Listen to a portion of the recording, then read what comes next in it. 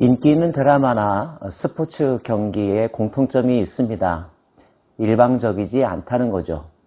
이길 때가 있지만 위기가 있고 그 위기 속에서 처절하게 살아남고자 하는 주인공들의 노력, 그리고 해피엔딩이 될 때 많은 사람들은 거기에 열광하고 또 꿈을 갖게 되기도 하는데요. 보는 사람은 그러하지만 정작 당사자들은 순간순간이 피가 마르고 초조하고 걱정과 근심이 가득하지 않을까요? 모르드게와 에스더의 인생도 그러했습니다. 이 장에서 우리는 모르드게와 에스더에게 찾아온 큰 기쁨의 일에 대해서 함께 살펴보았습니다. 타향살이를 하면서 그 나라에 왕비를 배출했다는 것, 가문의 영광이 아닐 수가 없고요. 당사자 또한 자랑스러워하지 않을 이유가 없었을 것입니다. 모르드게는 페르시아에 꼭 필요한 일도 했죠. 후반부에서 모르드게가 암살 음모를 발견하여서 고하고 왕의 생명을 지켜준 일, 비록 그것에 대한 보상이 즉각적으로 이루어지지는 않았지만 페르시아 왕궁에 있어서 모르드게가 이때 했던 역할은 너무나 중요하다는 것을 알 수가 있습니다.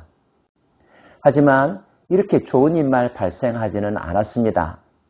3장에 가면 정반대의 상황이 전개되는데요. 그 후에 아하수에로 왕이 아각 사람 함무다다의 아들 하만의 지위를 높이 올려 함께 있는 모든 대신 위에 두니 대궐문에 있는 왕의 모든 신하들이 다 왕의 명령대로 하만에게 꿇어 절하되, 하만이라고 하는 사람이 등장합니다.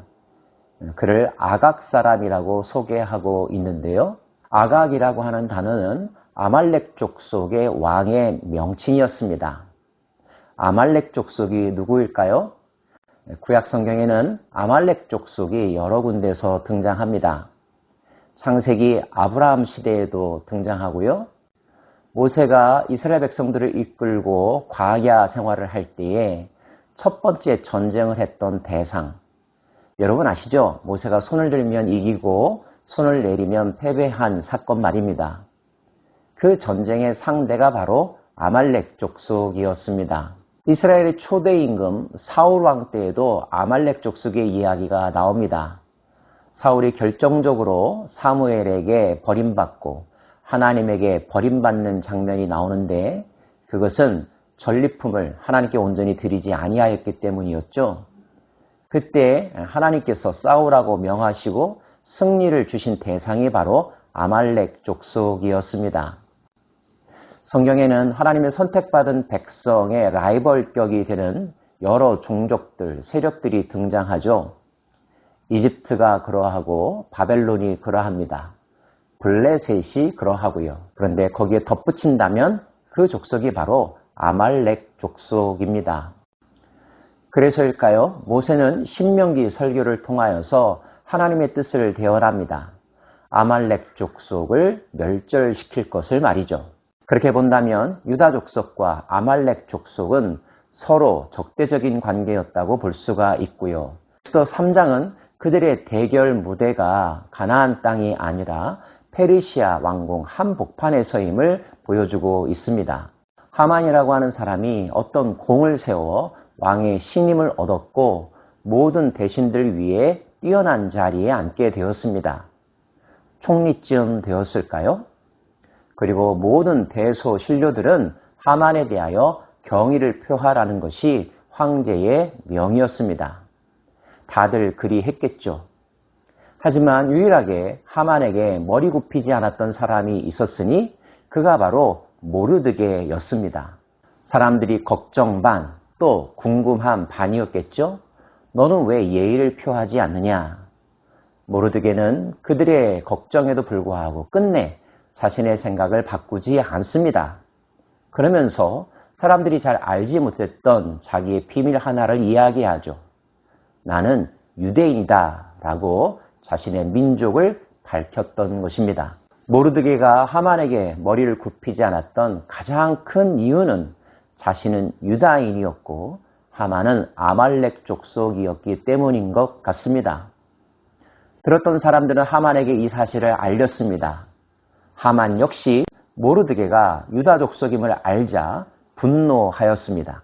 하만이 모르드게가 무릎을 꿇지도 아니하고 절하지도 아니함을 보고 매우 노하더니 그들이 모르드게의 민족을 하만에게 알림으로 하만이 모르드게만 죽이는 것이 부족하다고 생각하고 아하수에로의 온 나라에 있는 유다인 곧 모르드게의 민족을 다 멸하고자 하더라. 하만의 권력이 엄청났음을 이 구절을 통하여 알 수 있죠. 개인적으로 자존심이 상하여 정적을 제거하려는 데서 더 나아가서 모르드게 출신 족속, 즉 유대 민족을 그 땅에서 다 멸절하기로 마음을 굳힌 것입니다. 그리고 그 계략을 실행에 옮기기로 하죠. 유다 족속을 학살할 날을 정하고요. 왕을 설득하여 그 계획을 실행에 옮기도록 추진합니다. 유대인들은 독특하고 자기들만이 섬기는 신에 대한 믿음과 법칙이 있기 때문에 페르시아의 법을 따르지 않을 것입니다. 이 일은 왕에게도 위협이 됩니다. 국가 안전에도 해가 됩니다. 저들을 제거해야 됩니다. 라고 호소하는 것입니다. 왕은 하만의 말을 받아들였습니다. 왕이 반지를 손에서 빼어 유다인의 대적 곧 아각 사람 함무다다의 아들 하만에게 주며 이르되 그 은을 내게 주고 그 백성도 그리하노니 너희 소견에 좋을 대로 행하라 하더라. 왕의 윤허를 받은 하만, 왕의 조서를 페르시아 방방 곳곳으로 보냅니다. 정해진 날짜, 정해진 시간에 그 땅에 사는 모든 유대인들을 학살하기로 하는 조서였죠. 역절이 왕의 명령을 받들어 급히 나가매 그 조서가 도성 수산에도 반포되니 왕은 하만과 함께 앉아 마시되 수산성은 어지럽더라. 그 명령을 집행해야 하는 사람들은 긴장하고 분주했겠죠. 게다가 그 명령의 대상자, 즉 피해자가 될 사람들은 그때부터 아마 한숨도 자지 못할 것입니다. 불안과 초조, 걱정과 근심이 그들의 삶 전체에 엄습해오지 않았겠습니까? 수산성이 어지러웠다는 표현은 그 성에 사는 많은 유대인들의 불안감을 그대로 보여주는 것 같습니다. 자신의 어떤 사사로운 감정이나 집단 이기주의에 따라서 특정 대상을 다 멸절시키는 것, 참혹한 일이 아닐 수가 없고 반인륜적인 행위가 아닐 수가 없는데 역사 가운데는 이런 일들이 참 많이 일어났습니다. 성경에도 여러 번 등장하죠. 이집트의 바로가 그 땅에 태어난 모든 히브리 민족의 아들들을 죽이라는 것, 헤롯 임금 시대에 2살 아래의 모든 아이들을 죽이라고 명령한 것 등입니다. 세계사 가운데도 있죠. 여러분 혹시 뉘른베르크법에 대해서 들어보셨습니까? 만약에 생소하다면 홀로코스트라는 단어는요. 히틀러라는 이름은 다 알고 계시겠죠? 1933년부터 12년간에 걸쳐서 독재자 히틀러는 유태인들의 학살을 자행했는데 그 기간 동안에 죽임당한 유태인들이 자그마치 600만 명이나 된다고 합니다. 게르만 민족의 순수성을 지키겠다고 하는 민족주의를 내세워서 특정 인종, 특정 민족에 대한 학살을 자행한 것, 참으로 참혹한 일이 아닐 수가 없습니다. 1990년대에도 그와 비슷한 사건이 있었는데요. 밀로세비치 대통령에 의하여서 자행된 인종 청소. 이 세상의 역사 가운데는 정당한 사유 없이, 아니 어떤 사유를 대도 정당화될 수 없는 이유로 특정 대상들을 집단적으로 학살하고 제거하려고 하는 일들이 일어나고 있습니다. 악의 잔혹성을 보여주는 사건이라고 볼 수 있죠. 그리고 절대 그런 사건이 일어나서는 안 된다는 것.